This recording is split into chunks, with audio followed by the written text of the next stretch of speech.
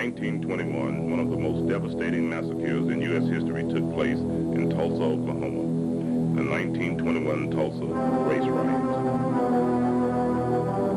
The black community of North Tulsa, called Black Wall Street, or as whites called it, Little Africa, was completely burned to the ground in a mere 12-hour period.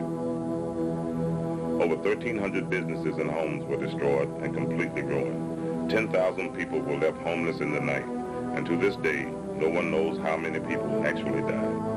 Accounts range from 500 to 1,500 men, women, and children, both black and white. This senseless massacre of human life was very carefully covered up by high city officials. When Black Wall Street was destroyed, a major black economic movement that would have affected all black communities in America was crushed and completely halted. Black Wall Street was the most prosperous and most thriving black community in America during these times.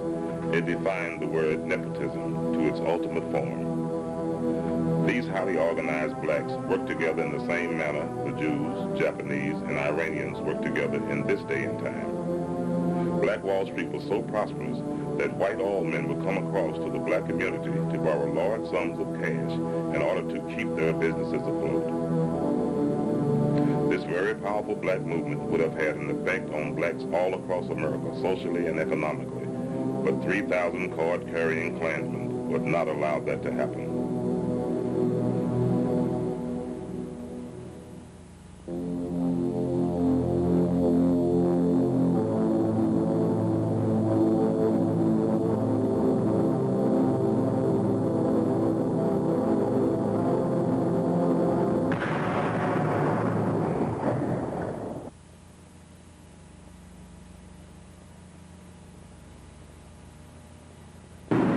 What you're about to witness will astound you.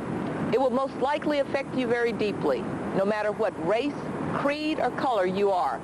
And just maybe, this film will make us all take a second look at our fellow man and not hate him or her because of the color of their skin.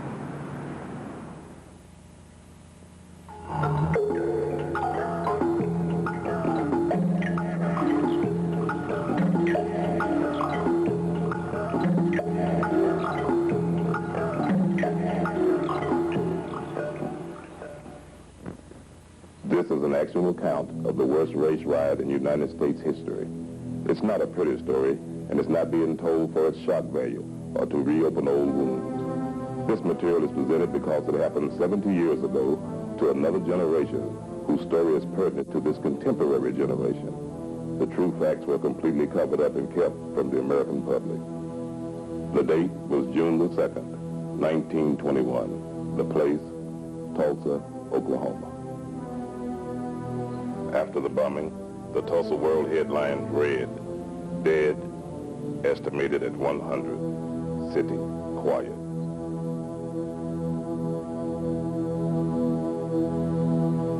One of the bloodiest race riots in the nation's non-military history had begun. The spark for the tender was ignited on Monday, May 30th, 1921. Here's the story.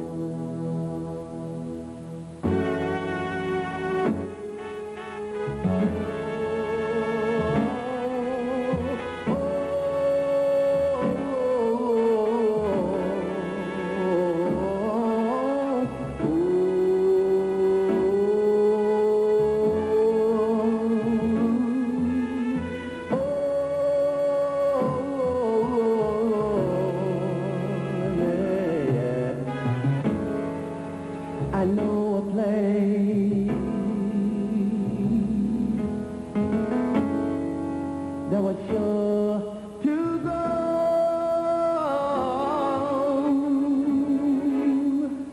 Now moving slow, nowhere to go. We had it all, we took the fall, fought for the righteous God for our lives. Oh, oh, we had it all, we paid the cost, countless lives that we loved for our lives. Oh,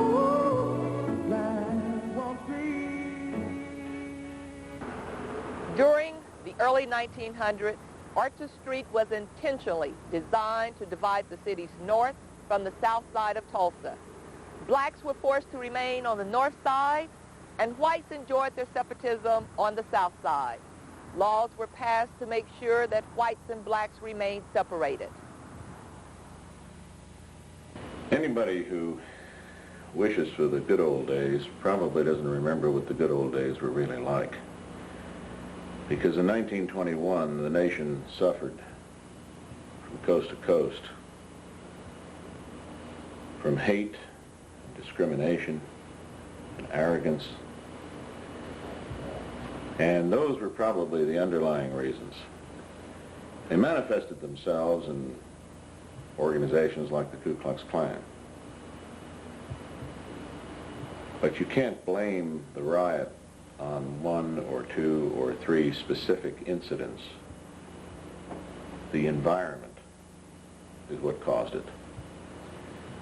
You have to keep in mind that in 1921, the majority of the Oklahoma legislature were Klansmen.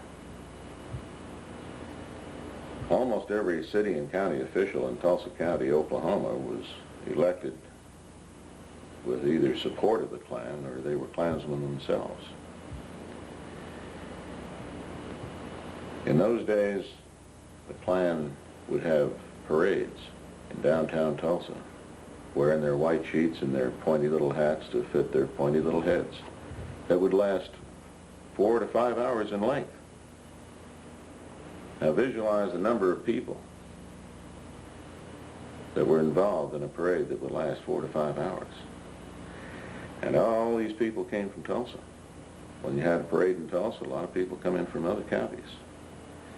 But you also have to remember that 1925, there were 5 million card-carrying Ku Klux Klansmen in this country. So what was going on in Tulsa was probably the same thing that was going on in an awful lot of other cities. And if the riot hadn't happened in Tulsa, it probably would have happened someplace else. The difference between Tulsa and some other city is that we know how bad it got. And where we've gone since then has been a mark of our progress.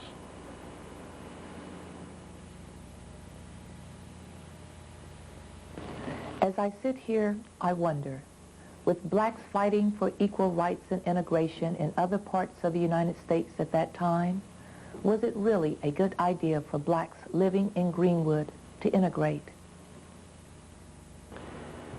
But what happened by 1921 was not so much what happened on the black side, but what happened on the white side of the city. Because you had a lot of veterans coming back from Belleau Wood and Chateau Thierry and the Argonne Forest, and they couldn't find jobs. And a lot of these were white, uneducated, lower economic class folks. And when they came back to Tulsa, the Klan milked that resentment that they held for those black, prosperous businessmen. And the Klan did the same to them that the Nazis did in Germany in 1933. As a matter of fact, it's kind of interesting. You can make an analogy here that is historically profound. We had a microcosmic experience with the Nazis.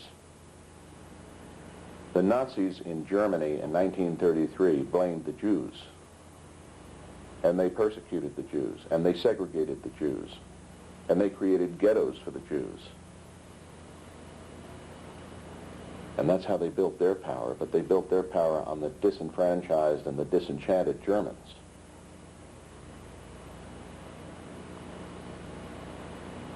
Well, the Nazis took over an entire country. The Ku Klux Klan, in this case, largely took over an entire city. And for that matter, to some degree, the entire state and maybe the region of the country in which they were strong. But they played on the hate and the fear and the envy and the jealousy of many of these whites who had felt that the country owed them something because they had fought in World War I. And here you have blacks who possibly didn't fight in World War I and were very prosperous. And you had the seeds for that kind of conflict economically. Now, socially, you had a different situation. Oklahoma is a very unique state in the sense that it's the only state in the Union that was settled the way it was. This was Indian Territory. It wasn't even a southern state in the Civil War. For that matter, it wasn't even a northern state. It was a state that was fought over by both sides. In fact, there were 69 battles fought in Oklahoma, largely between northern and southern Indians. But when the state was settled, it was settled by land runs. Benjamin Harrison opened up chunks of the state, and people just ran over this land and plotted out their portions. Now, why is that significant in terms of the right? It's significant because an awful lot of those folks that made those land runs were Southerners whose farms and lands and plantations had been burned by Sherman and the Union Army when they went through the South. They had no homes left, so they came west. And when they made those land runs, they brought in Southern culture with them. As a result, what you have here in Oklahoma is a microcosm of the United States. The northern half of the state is more metropolitan, in fact, politically, more Republican. The northern half of the state was settled by farmers from Kansas, which was largely Union territory. The southern half of the state was largely settled by folks from the South, Louisiana, Arkansas, Texas. And the state pretty much splits that way in terms of politics and economics and social development. But when you add that extra economic jealousy and envy to it, the Ku Klux Klan had a breeding ground.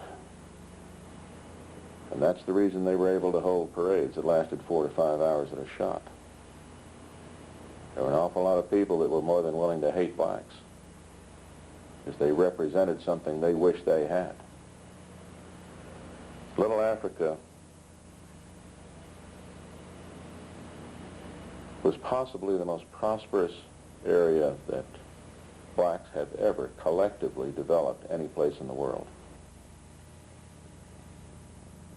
Oklahoma was regarded as one of the cleanest states in the nation and cherished its reputation as being called God's country, or the Bible Belt of America. Nothing could be further from the truth. Well, as I first stated, my husband predicted this that Sunday night at church. Them days we had BTUs. They about cut them out now, and we don't have no BTU. But he made a public statement and told them that this was going to happen. But we didn't know. We hadn't seen no sign. But after church and after we went home,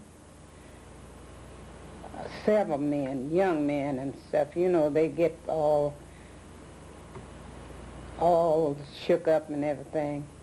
We had a good, dear policeman at that time. We called him Barney Cleaver, Uncle Barney. He was down there trying to corral them because the trouble was arising, and we didn't even know that, with this black man and this white woman. And they down there showing out down to police station and all, and he was riding this big old horse, and he was telling them, you know, it wasn't going to be none of that. But they had guns and everything, and some of them come clear out as far as Latimer Street. That's where we lived. And running by there, men, get your guns. Get your guns. Blood running on Greenwood like water. My husband said, that's just a lie. That's what he said, excuse the word. But he told me, he said, don't get disturbed about that. Say, they running along with them guns and shooting and going on. And say, in the morning when they need them, they're not going to have no ammunition, and the white folks not going to let them have it. Won't give them nothing. So that's the way it started off with us. Well, naturally, women always get excited. And but we didn't have any children then, and my husband, he was consolation for me. He's the one who saw the vision. I didn't see it, but he knew he had seen something coming. So he told me, said, Rosie, this is it. Send them, said, those men that's clowning. So they won't have a bullet to shoot in the morning, and white people won't let them have none. So we went on to bed.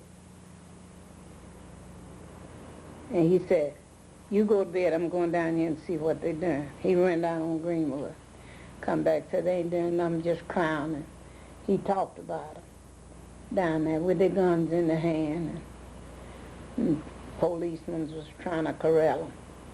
So he said, well, we'll go to bed. He said, but don't tell them what's going to happen. So we did. And he woke me up about daylight that morning. He said, we got to get up and go. The white people had put a machine gun on that big hill right up there and pointed down on all of us down in here. And they was shooting like this, the barrel of gun that way. One man that walked and sold vegetables every day, I can't think of his name now, he was shot up there just a block from our house. What you see here is the very famous Mount Zion Baptist Church, a congregation that survived the 1921 riot and managed to rebuild on the exact same location where it was bombed and completely destroyed exactly 70 years ago. In 1921, a man's word was his bond. You measured the masculinity of a man by how much he kept his word. The congregation of the Mount Zion Baptist Church sticks in my mind because a year before the riot, the black congregation took out a 20-year mortgage and built this brand new church. And the Klan burned it to the ground. But instead of running out on their mortgage, instead of telling the bank, you're just going to have to take your losses, that congregation took out another 20-year mortgage and paid off both mortgages simultaneously. That's character. There were other heroes, too. Many of the whites in the southern part of the city had black employees. And those employees had become almost extensions of their family. In fact, a lot of Tulsans were raised by black domestic employees. And when the riot erupted, many of those families hid those blacks in their basement at great jeopardy to themselves, because if the Klan had ever found out that a white had hidden a black in their basement, the white family would have been persecuted, if not horsewhipped. Probably the two most singular heroes out of the riot was the Tulsa County Sheriff and the Tulsa County Black Deputy Sheriff. Willard McCullough was a Tulsa County Sheriff at that time, and he was the only sheriff in the whole state that had black deputies. His chief black deputy was Barney Cleaver. And you got to keep in mind, when that riot erupted around Tulsa County Courthouse, there weren't more than maybe a dozen deputies in that building. And Willard McCullough stood on the south steps of the Tulsa County Courthouse and told a mob of several thousand Ku Klux Klansmen who were heavily armed that he was not going to release Dick Rowland. Barney Cleaver stood on the north steps of the county courthouse and told the black crowd that they weren't going to release Dick Rowland. Well, you put yourself in the position of a white county sheriff in a southern state in 1921, facing several thousand Ku Klux Klansmen, and you don't have more than maybe a dozen deputies to back you up. And Barney Cleaver's on the north side of the courthouse telling a black crowd the same thing. I don't know much about Barney Cleaver or Willard McCullough before or since then, but I can tell you this. On May 31st, 1921, they became, maybe earned the right, to become world-class cops. My husband told me, said, we got to go. And I said, no, I don't want to go. I don't want to go out there. He said, yeah, you got to go. See, remember, he had told the people he couldn't hardly get me out of the house. So I gave him a little argument about it, but I had to go. And I just had on my barefoot sandals and had a head rag on my head. And he said, let's go. We can't stay here. Said, we got to keep moving. So he got out there and he went to preaching to the people. See, we was very thickly settled in on both sides of the street. And all the houses was burnt down on my side, on this side and that side, but two houses, my house and another. All the rest of them was burnt down. See, all those little people, every chance they got, they would stick fire to the house. And all that fire was burning, and folks was hollering, some of them and running. And my husband told them, said, don't run, said, walk, and stay out in the opening where they'll see you, and so won't nobody get shot. So the bunch we was with, they tried that, and we made it to the park, where about noontime the bells come to ringing and the horns and things. And somebody told us, said the militias are coming. And so T.R. told him, said, walk out on the railroad. We took the Middleton Valley Railroad going north, and we'll walk to Mohawk Park. And that's where those people caught us. They was in trucks. There must have been some mighty big trucks. And it was full of soldiers, and the soldiers all come to Tulsa like this. Come on us like this.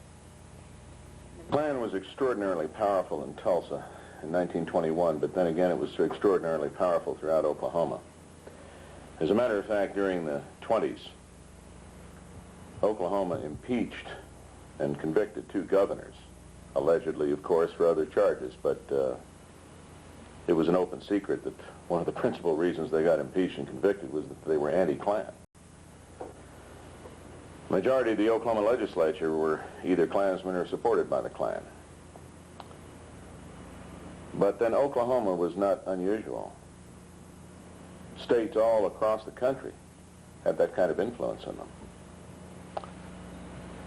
But in Tulsa County itself, there was a rather unique situation that developed. In the late teens, the Glenpool oil field was roaring. And that's just west of Tulsa County. An awful lot of money poured into this city. And the whites, who were the big oil men, lived on the east side of the Arkansas River. The roughnecks who worked the rigs lived on the west side. Well, there wasn't enough housing on the west side, so a lot of the roughnecks would come over to the east side and live in rooming houses on 12-hour shifts. A lot of people said that was due to the housing shortage. To a great degree, it had to do with the working cycle of a roughneck on a rig, because roughnecks worked 12-hour shifts on rigs. The point here is that a lot of the money that poured into Tulsa, that helped build Tulsa into the beautiful city it became, was also poured into the Ku Klux Klan. And the Klan became extraordinarily well financed. With that sound financing that they received from those oil men who were sympathetic to the Klan and who were, in fact, effectively manipulating the lower white economic classes to their own benefit, the Klan in Tulsa had a lot of money to do a lot of things that other Klan claverns didn't have that kind of support to do. For example, they had a building headquarters here in Tulsa. It was called Beano Hall. Now, what did Beano stand for? It stood for Beano Jew, Beano nigger, Beano Catholic. I think it's ironic that Beano Hall eventually evolved into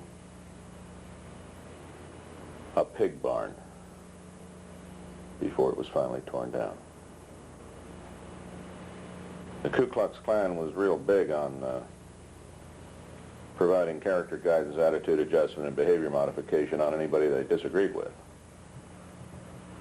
Not only including blacks, but whites who they regarded as violating their standards.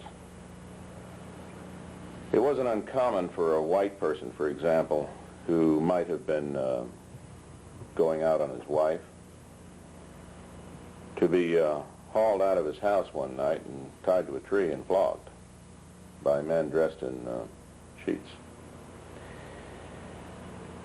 Many blacks, however, were lynched.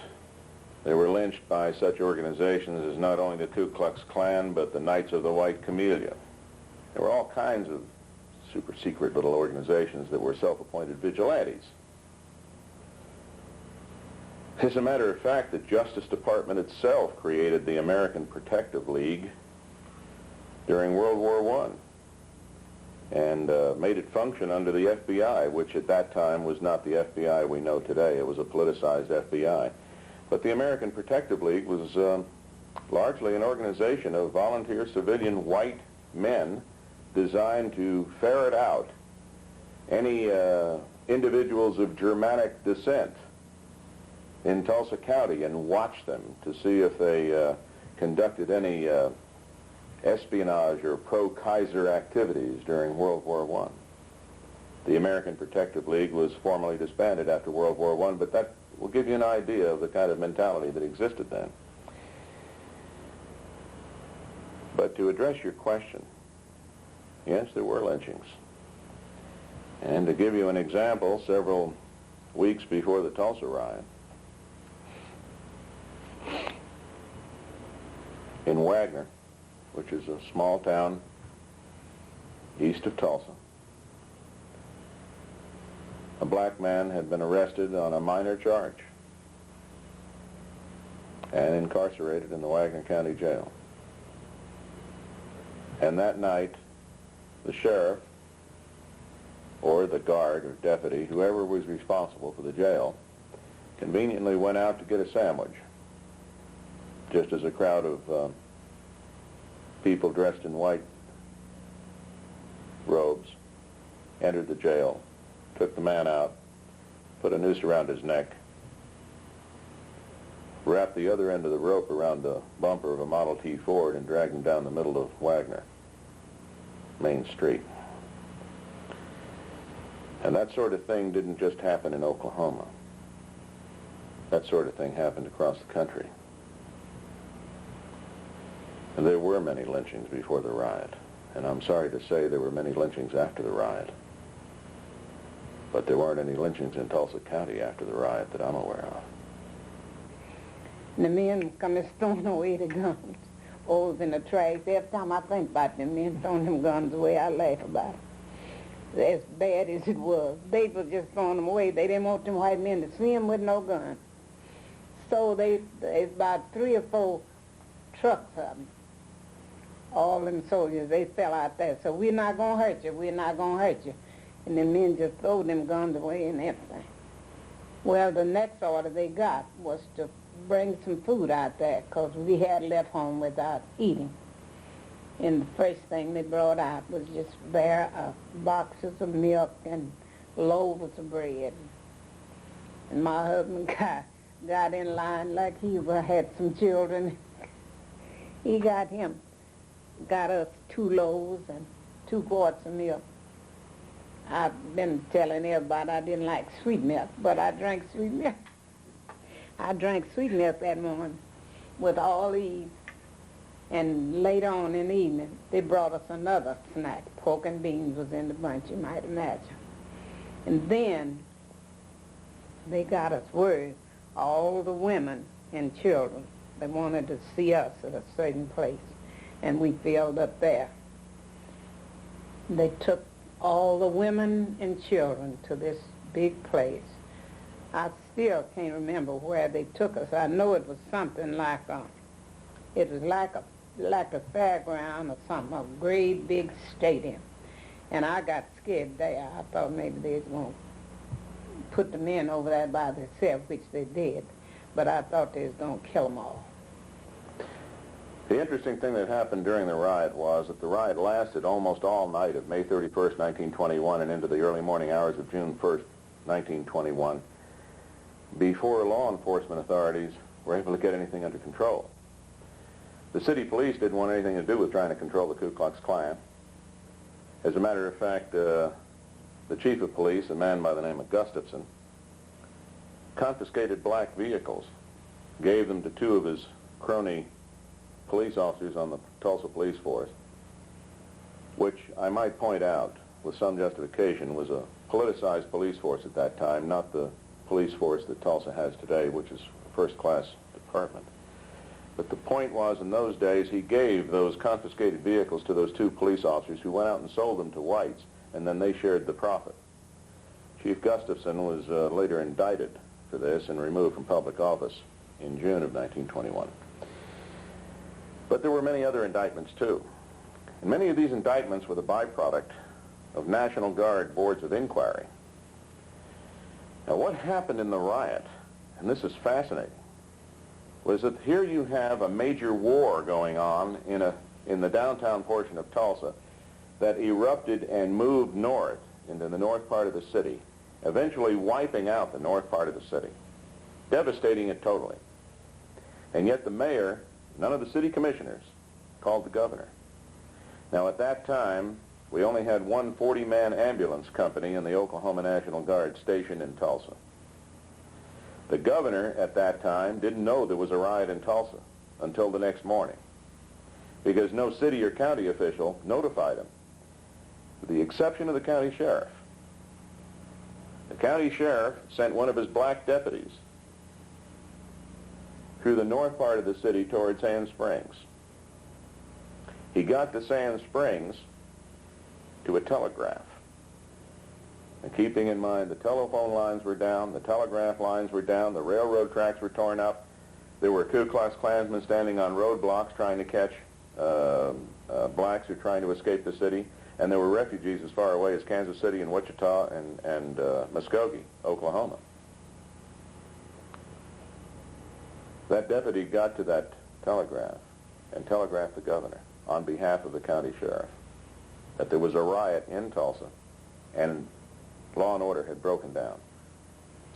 J.B.A. Robertson, who was governor at the time, sent the adjutant general, who is the top military officer in the National Guard in Oklahoma, to Tulsa. The adjutant general arrived and immediately sized up the situation as being exactly what the governor had been told by that deputy. And the adjutant general mobilized the Oklahoma National Guard, and they sent in guard units from as far away as Enid and Lawton, Oklahoma City and Muskogee and places like that. And a lot of people attribute the troops that arrived were federal troops. They weren't federal troops. Federal troops were never deployed here. This was the Oklahoma National Guard that came in. Many of the survivors who I interviewed when they were still alive told me, frankly, the black survivors, they told me, frankly, they wouldn't have been alive that day if it hadn't been for Oklahoma National Guardsmen. Because the Guardsmen came in and the very first thing they did was declare martial law and threatened to shoot anybody who was found armed. They set up internment compounds to protect black refugees because black refugees were scattered all over the city. Their homes were burned. They had no place to go. And so they set up internment compounds around the city in various parks and places like this. But the next morning, the different white people was out there calling for their Negroes.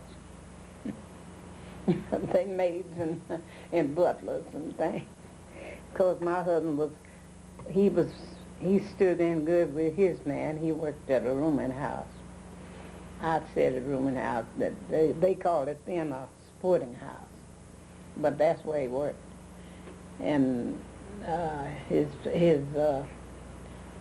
the man he worked for it was the Ardmore Rooms on First Street where he worked. Well, that man, the owner of it, he come out there calling for T.R. Davis. And when he found T.R., then him and T.R. come over there where I was and got me, and we went on home.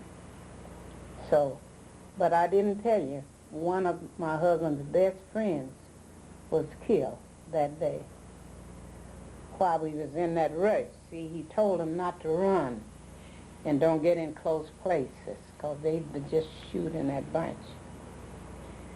This fellow was named Willie Lockett. He and my husband were great friends, and T.R. said to him, "So where are you going, Willie?" He said, "I don't know, man, so I'm just going." And he was on a horse, and they said this was one of their favorite horses of the Lockett family. So T.R. told him to be careful and stay out in opening. But he was killed that day. Every single insurance company that had a policy covering any kind of damage to homes or commercial businesses or industry cut and ran on their insurance policy because a riot wasn't included. The federal government and state governments didn't have programs in place to compensate citizens for being the victims of a breakdown of law and order. So effectively, the citizens who lived in Little Africa took the entire loss. The problem was that when we're talking entire loss, we're talking everything. There was no FDIC then. They might have had their money in a bank, and if the bank was burned and the money stolen, there was no way to recoup it. Jewelry stores in Little Africa were stripped clean. Furniture was taken out of homes. Everything was gone. And the homes were burned to the ground. So when we're talking about refugees, we're talking about refugees that had nothing left except what they carried on their back. Yes, was a good friend of mine. She and her husband they gave birth to a little baby that night, and you know, I guess they didn't have nothing to put it in because there wasn't no conveniences. They put it in a shoebox, newborn baby. But some people, you know, some people that day, you couldn't stop them from running. We had to walk because that was our safest way. But these people was running, and seemed as though that they set this box down where this baby was, and to rest because people got awfully tired, and they couldn't find it. It was stillborn, already dead. But they didn't want to throw it away. They wanted to take it home and then have it filmed. But they didn't get to. And there were so many things that taken place that day. Now we lost our best doctor the next morning. But they told me that he stood somewhere there in one of those buildings down by where that little 3 Cardinal place is on Greenwood. You know, it's a rooming house on that side, and there's something like that on this side, and then the brickyard. Well, they said he stood along there, and he just mowed quite a few of them down. There were witnesses that an airplane crossed the black community by air and something was thrown out of it. There were explosions. The problem is that you don't have a cause and effect direct relationship, because Tulsa was piped by natural gas in those days. as it is today. And many of the homes were already burning. So from a more precise perspective, there isn't hard proof that a plane came over the black community and dropped bombs on the black community. However, there have been a couple of things we've been able to establish.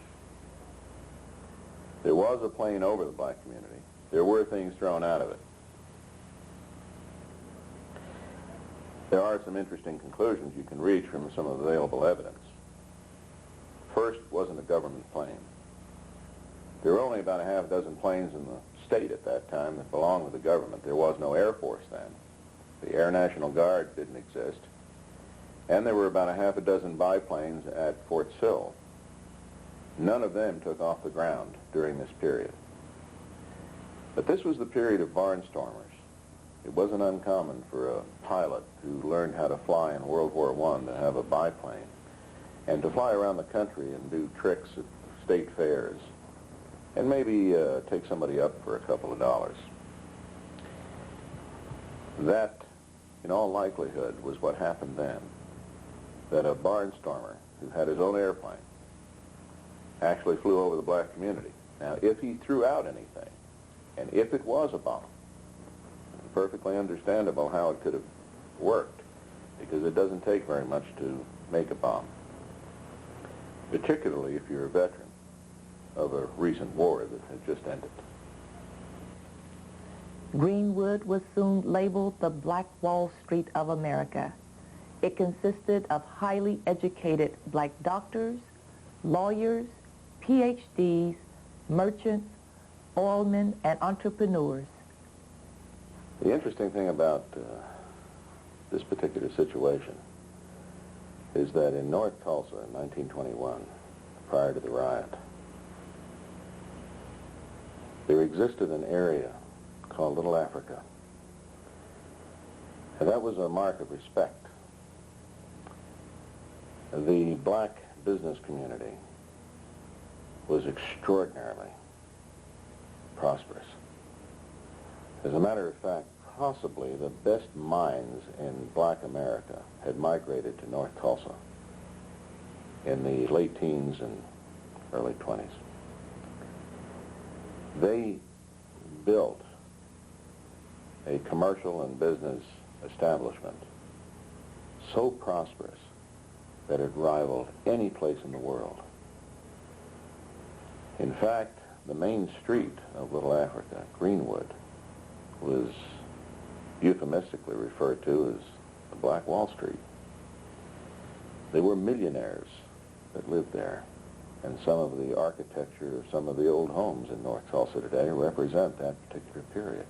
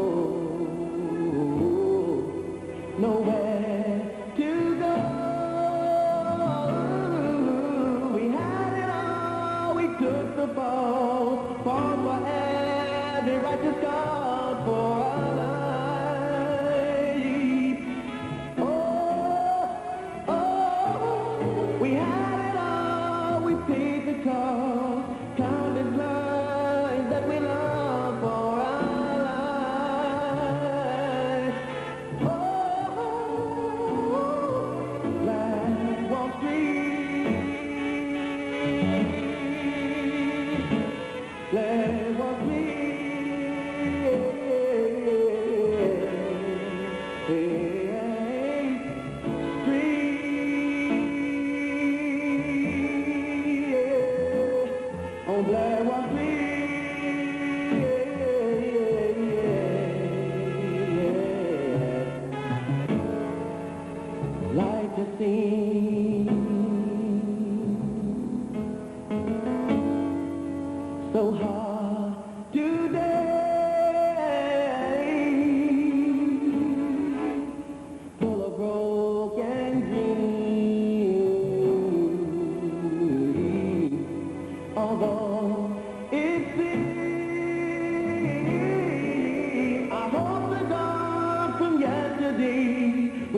try and make a way for our love.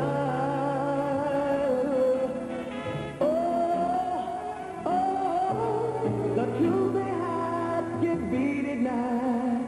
Things they did will come to light, for they